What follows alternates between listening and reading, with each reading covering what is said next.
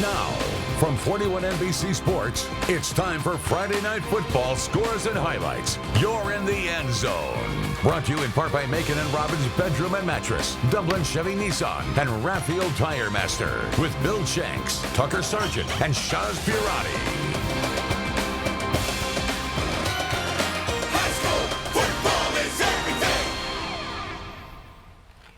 Hello again, everybody, and welcome to the End Zone. I'm Bill Shanks from Sports Radio 93.1 WXKO, the Superstations. Welcome to the 16th season of this program.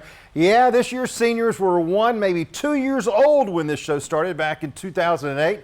Once again, we will be your first chance to see scores and highlights every Friday night. Tonight, we've got games in Macon, Warner Robins, Roberta, and our game of the week is from Fort Valley with Peach County and Baldwin. We start in Milledgeville, where the John Milledge Trojans were trying to extend a state record 50-game win streak. JT Wall's program last lost on November the 18th, 2018, meaning this year's freshmen for the Trojans were in 4th grade the last time John Milledge lost. Tonight, the Brentwood War Eagles, a longtime rival, came in with new head coach Adam Lord. Here we go for the highlights in Millie Vegas. Yep, the countdown is on for this season, and here we go. Trojans taking the field, and there's always a great crowd on hand there. First quarter now, ball snap. Colt McMichael, he'll fake the handoff and keep it and runs up the middle. And he gets it for the early touchdown, taking the Trojans out to an early 7-0 lead. Now later, Eagles have the ball, and Baylor Cobb is going to throw it, and it's picked off. Jaden Dorsey with the first interception. Now, a few plays later, Brentwood back with the ball. Guess what? Cobb intercepted again. Jalen Butts, number 13, gets the play. A few plays later, after Trojans not being able to do anything, Brentwood has the ball again, and this time, Justin England intercepts for John Milledge. A couple of plays later, ball snapped down to McMichael. Fakes a handoff to Bud Beal. Also fools our cameraman, but Michael kept it all along and got the touchdown. 14-0 after the PAT. Still in the first quarter now. Brentwood has it. Cobb looking back. No, don't count it. Oh, yep, again. An interception, and it's Butts once again. John Milledge, next play. Ball snap to McMichael. Launches it. Butts would score into the end zone for the touchdown. How about that? PAT would be good. It's 21-0. Later on in the second quarter, Trojans get the ball back. McMichael throws it, looking, and it appears that Isaiah Womble would catch it, be a great touchdown, but no, those refs have to be party poopers, incomplete. A few plays later, though, Brentwood gets it, they kick it, and it would be a bad kick. Fooled our cameraman because David Todd gets it and sneaks it in the end zone. Those crazy Trojans do it again. They led 28-0 at halftime, and they win it 43-3. John Milledge making 51 wins in a row. They'll play Canton High School out of Mississippi next week.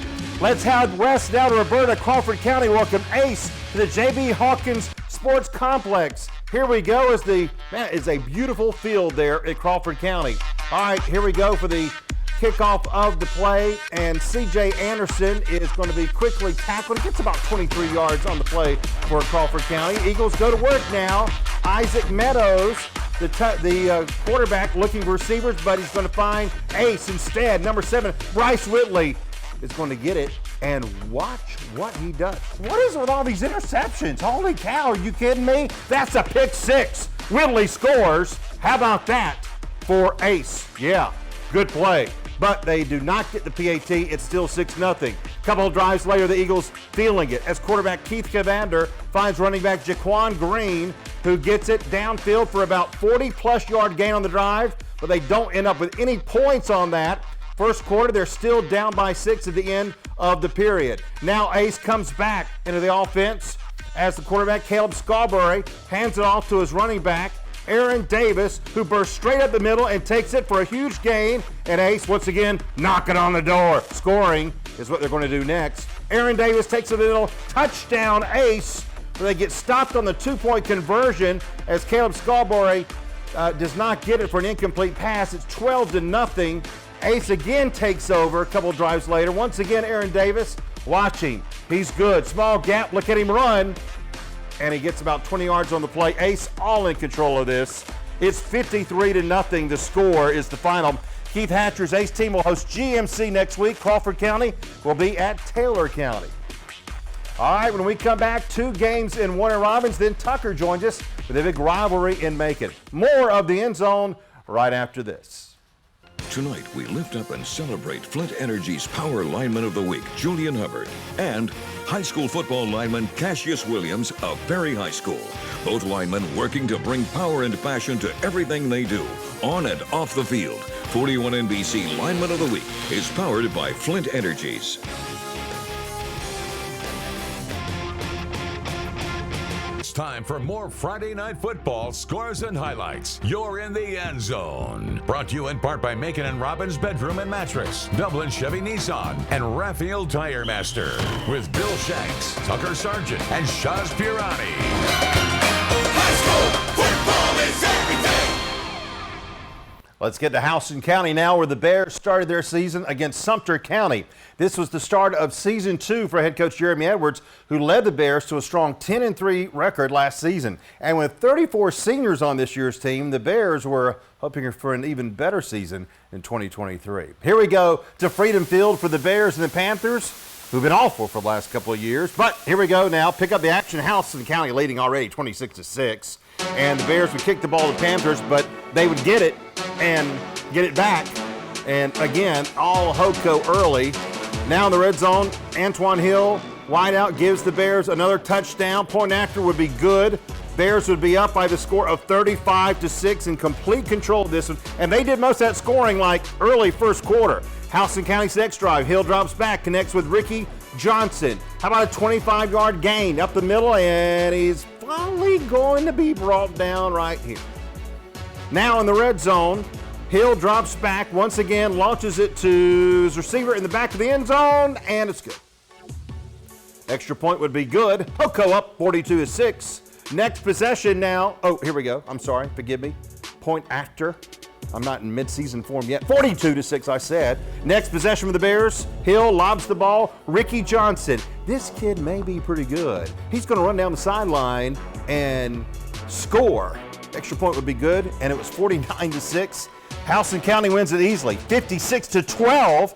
The Bears will be at Perry for what could be a great game next Friday night. Now to Perry, where veterans hosted Richmond Academy from Augusta. Here we go for the highlights of this game and the kickoff. Kai Freeman, number 60 for Richmond Academy. All right, Warhawks first down 39. Jake Maxwell pass to Preston Bird. Get ready for that. Later in the first quarter, here they go. Another first down, but they don't manage to score. And they finally do right here from their own 37. Maxwell to Bird, takes it home. PAT would be good. 7-0 with 2 minutes left in the first quarter. Musketeers with the ball now, number 15. Antonio Scott is going to rock them ribs, baby. How about that for that defense? More good D. Richmond Academy's quarterback with a pass, but Caleb Jackson intercepts it and will score another touchdown for veterans. PAT would be good, and it's 14-0 in the second quarter now. Warhawks getting ready to attempt a pass. Here it is, but it's going to be knocked down. Nice play there by the Musketeers. That doesn't stop veterans, though. They're going to be successful. 20 yards, Maxwell to Bird again, and again, Maxwell to Bird. Sponsored this combination, Todd Buccelli. Touchdown with another PAT, bringing it to 21-0. Third down now and 1 and 20. Jackson Smith gets a first down. How about that right there? First down now from the 8. Smith scores a touchdown. PAT, if he scores, he's going to score, don't worry, would be good. It would be 28-0 before halftime. Veterans would go on to win it 42-6. They will host the Griffin Bears next week. How about that little start for veterans? They could be really good. Hey, Tucker's here. Yeah, I'm here. How you doing? Glad to be here on our new set. First show of the End Zone on the new set, baby. Looks nice. I like it. And we got a good game. Yeah. Central with the new head coach, Westside. Spoon's been around since I've been around. He's been around for a long time. A long time, but the thing was Westside 20-0 all time against Central. So big test for Central's new head coach, Jarrett Laws. Head to Forest Sports Complex, the only game in Macon, or at least the Bibb County Schools tonight. Look at that grill go, and it is football season. Beautiful weather, big crowd there at Ed DeFore. Here come the Noles. They got it first. They go to the ground game. Cadifius Iverson, big first down run for him. A few plays later, Paul Risper finds Jaquavius Marshall, the Kentucky commit. He's on the sideline, makes a man miss, and scoots down the sideline. taken down around the 5-yard line. Knowles would punch it in on the ground. Iverson going to work for the first touchdown of the season for the Westside Seminoles. 7-0 extra point after the extra point. Knowles have the lead. Chargers march down the field on their first drive. Then a bad exchange and a big hit. Knowles are on it. Justin Relaford couldn't handle it. Tony Mathis Jr. with the big hit. Westside would score in a hurry. Jesse Bell just turning on the afterburners. Look at him go. One man to beat, and he does it. 75-yard touchdown run. Extra point, 14-0 Westside. Coach Risper liking what he's seeing. Central fumbles the ensuing kick return. Speaking of Rispers, Paul finds Silas inside the 10-yard line. Then Paul Risper finds Tristan Houston, who slices and dices. And big boys his way into the end zone. 21-0 Westside right there after the kick. Chargers ball again now. They got to have something happen. Relaford drops back. He's going deep. And look at this. 1-on-3 back there. Going up and getting it. Nice play for Jarvis Robinson, but the Chargers would eventually turn it over on a 4th down interception. They threatened but could not get it in there. Westside goes back to work. Iverson with a burst of speed, dragging man inside the 10. Same drive, second quarter now. First quarter took almost an hour. Risper to Risper. Touchdown Knowles, 28-0 after the kick. Double that, and you have the final. What a start for Coach Risper and his boys. Westside's got a chance to be really good. Yeah, and I was telling our producer, the eye test, Central, I was like, it may be decent, but that was not the case. Yeah, it'll take them a little time, hopefully. Yep. We got our game of the week coming up next. Baldwin and Peach right after this. Now for our game of the week, Baldwin at Peach County. This was the first game for new Trojans head coach Marquise Westbrook, who spent 4 seasons as the head coach and won 2 state titles at Warner Robins. He takes over for Chad Campbell, who after 16 seasons left to coach at Westfield. A very tough opponent for the opener, as the Baldwin Braves could have one of the best offenses in Georgia with star running back Michael Welsh. Here's Shaaz Peerani now with our game of the week. Hey Bill, a new kickoff time here, 7:30 at Trojan Stadium instead of the usual 8, but didn't matter. Trojan fans packed the stadium tonight, and we're looking for Marquise Westbrook's first game here.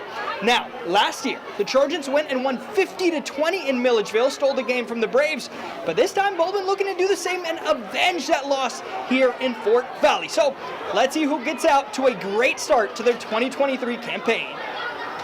The Peach County Trojans getting ready for the Marquise Westbrook era in Fort Valley.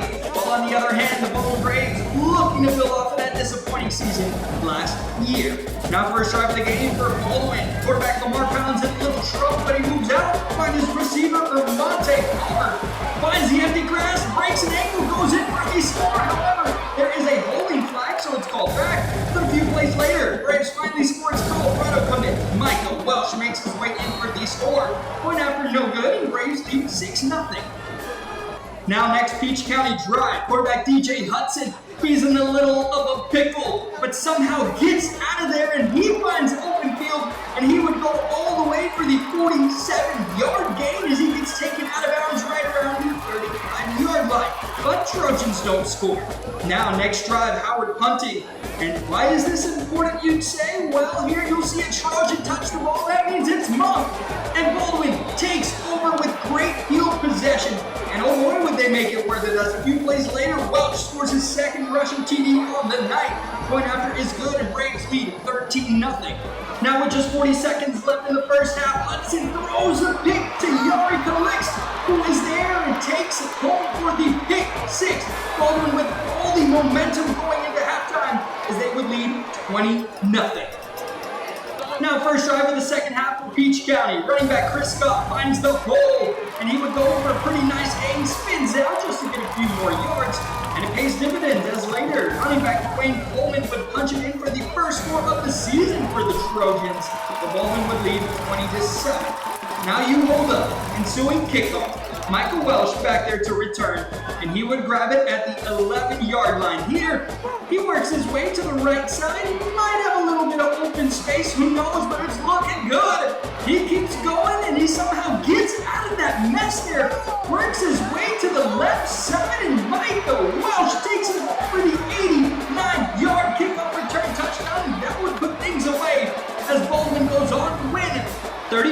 13. Well, Baldwin comes here in Fort Valley and avenges their loss from last season.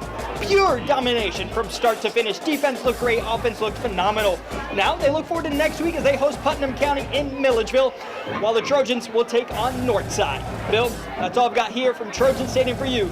Back to you. All right, thanks a lot. Yep, Baldwin's going to be tough with that Welch kid. He's really, really good. We got the scoreboard coming up right after this. We invite you to listen to Sports Talk on the radio. The Superstations is your home for the Braves, Bulldogs, Falcons, and Hawks. Every day at noon, we hope you'll listen to the Jeff Dancer Show. And at 3, I'll join you for the Bill Shanks Show. We're on 93.1 FM in Macon, 105.9 FM in Warner Robins, and 98.3 FM all over South Central Georgia, and online at thesuperstations.com. To the scoreboard, science. Here we go. Crisp County, the Cougars shut out Dooley tonight, 34-0 in the debut for Lawrence Smith in his second season. Southland in Americus beats Taylor County 16-8. Lee County rallies to beat Warner Robins. New head coach Shane Sam starts 0-1 as the Demons fall. Dublin all over Wilkinson tonight, 64-0. East Lawrence with a win. They were 1-9 last season. They're 1-0 this season. They win by 1 over the Tigers from Washington Wilkes. Twigs Academy all over Crisp Academy, 33-0. Hawkinsville's debut for Tim Suttles as their new head coach does not go well. They lose to Portal 26-0. Lamar County over Wilcox 47-12. Wheeler County gets GMC by a score of 41-7. Slide County all over Tattnall tonight, 61-20. Macon County wins on the road in Mableton over Whitefield Academy, 28-0. Covenant beats New Creation Christian 40-6. Strong Rock Christian beats Mount DeSales 27-6. And how about Chad Campbell, his debut as the new head coach at Westfield? The Hornets win it over Deerfield tonight, 27-23. All right, that's our first show for 2023. We'll be here every Friday night for your first look at the scores and highlights. For now, I'm Bill Shanks, and for all of us at 41 NBC, good night.